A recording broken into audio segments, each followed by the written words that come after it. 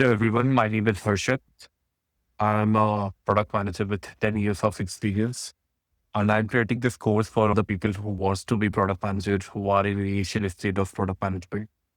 What I will cover is some key concepts which you need to know when you're starting out in product management.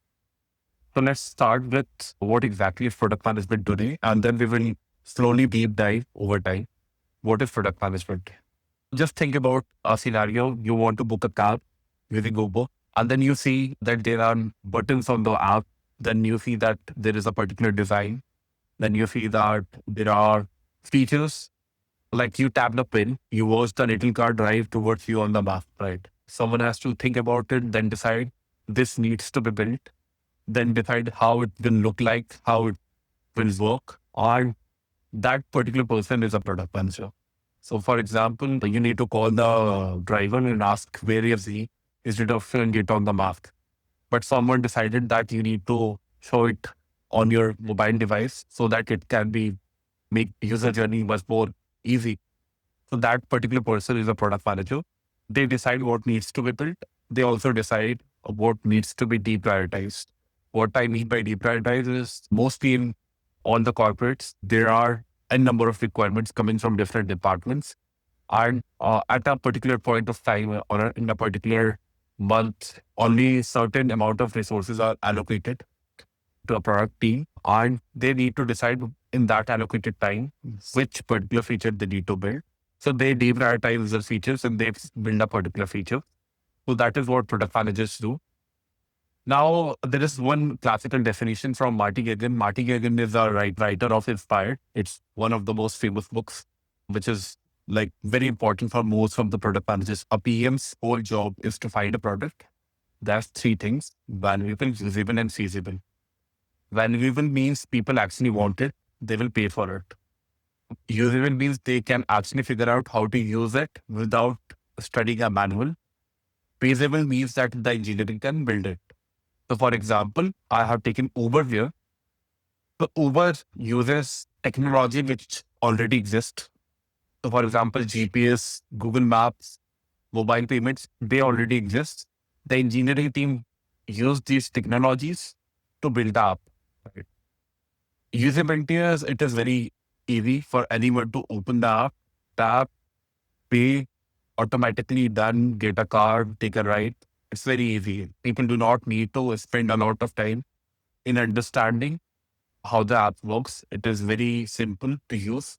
So that is what usable is. Valuable just means that in case of a Uber rider gets a car in a few minutes, driver earns whenever they want, and both sides recommend it. So that is what valuable is.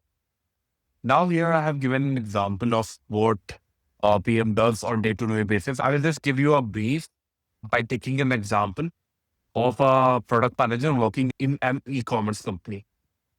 So what happens with this product manager? She is facing some problem. So she sees that a lot of users are dropping out before making the payment. So they are adding the items they want to buy to the cart. But after they add it, they just leave the journey there and then they are not able to continue. She's in the team which takes care of this particular KPI. So she is trying to figure it out. So to figure it out, she watches some sessions or recordings using some tools. One of the tools for recording the sessions of user is called Hotjar. There are others as well. Microsoft makes ones.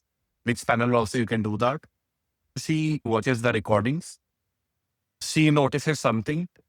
She validates by interviewing few people about it and then also going to the data and watching what is happening at the data level. So she validates what's the problem. And then based on that, she proposes a solution. She writes a one-page PRD. That is definition discovery. After the discovery, you document it down. That is called definition. And during definition, you decide exactly what needs to be built. Once she gets it to the engineers, they start working on it. Then with a friend, they found out some questions. So they reach out to her. In delivery, you need to work with the technical team to unblock your engineers. They might be facing some problems. They might need information connected from a third party team. So if the product manager goes to the third party team, does a meeting to understand the requirement, comes back and give it to the technical team. So this is what delivery means. A measurement is just once you launch the feature, she needs to validate whatever she built was right or not. So she sees that there is a completion rate increase by 6%, but referral request also went up higher. So then she needs to do more analysis and she needs to do more discovery again to fix that. So that is what measurement is. You measure whatever you have built is right or wrong. And then she needs to inform it to all the stakeholders because you built something, let's say you built a feature and the marketing is not aware about it or the sales is not aware about it. And the customer starts reaching out to the sales and sales say it doesn't work like that. And the strategy is basically after every few months you have to meet, you have to zoom out, and then you have to decide what is the next big bet you have to take as a company and where you want to take your company, where you are headed. Now, what actually hiring managers filter on, if you want to become a product manager, what does hiring manager look out for?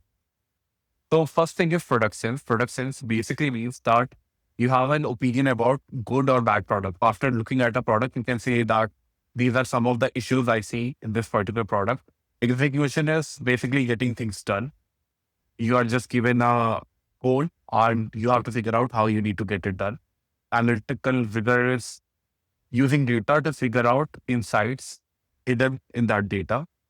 And based on that, validating what you're building or validating your observations. Communication is you can write clearly and speak to engineers, different stakeholders. Leadership is because as a product manager, generally the teams which you work with do not report to you. So you need to have so that you can rally a team to reach a particular goal. What I want you to do before the next video comes up is just read this book Inspired. Come back, give me 3 pointers in comments on what does Inspired taught you. Right. That's it for this video. We'll come back next week and talk more about product management.